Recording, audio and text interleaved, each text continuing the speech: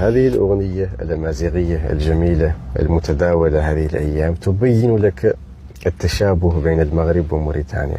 الأغنية بعنوان تل عربات مطالب، التي هي بمعنى أجرة مدرس القرآن التي تعطى له يوم الأربعاء. تل عربات من العربة الذي هو بالتش الحيت أو الأمازيغية يوم الأربعاء، ذلك أن يوم الأربعاء هو اليوم الأخير الذي يدرس فيه التلاميذ، فيوم الخميس هو يوم عطلة لهم، لا يدرسون القرآن يوم الخميس، فيتحتم على الطالب أن يأتي بأجرة مدرسه صباح يوم الأربعاء، وتلك الأجرة تسمى تل عربات. وهذا نفسه الذي في موريتانيا. يوم الأربعاء هو اليوم الأخير الذي يدرس فيه القرآن، ويوم الخميس يوم عطلة، ويتحتم على الطالب أن يأتي بأجرة مدرسه صباح يوم الأربعاء قبل تسريحه. وتلك